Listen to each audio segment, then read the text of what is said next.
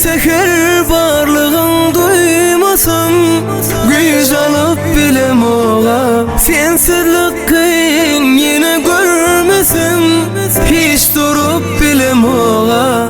Her adımda yanına hovluyan, elimde güller yine tolgun ya. Senin başka bağıt yoktu yan. Her adımda yanına hovluyan, elimde güller yine tolgun ya. Senin başka bağıt yoktu yan. Söyle seni hiç koyvermen elimden, söyle sözüm hiç düşürmen dilimden. Ayın nurun almış senin yüzünden, ne dece yarım.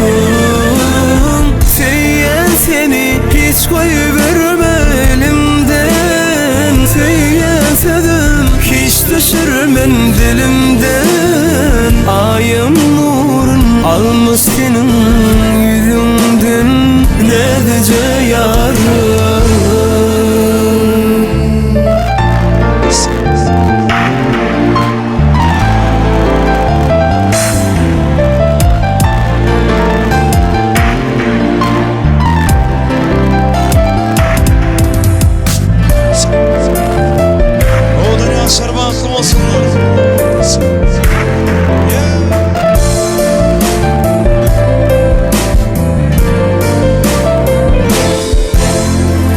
Kıskan ya seni yine özledime, hiç düdüp bilem oğa. İslemin yar senin başkasını, hiç söyüp bilem oğa.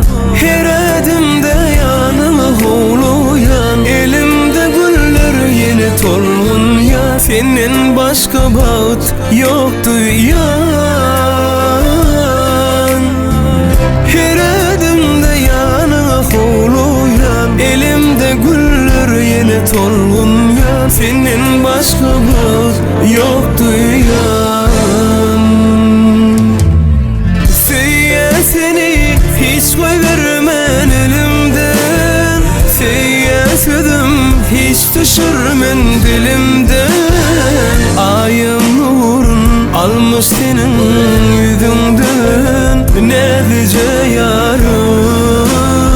Söyle seni hiç koyverme elimden, söyle sözüm hiç düşürmen dilimden.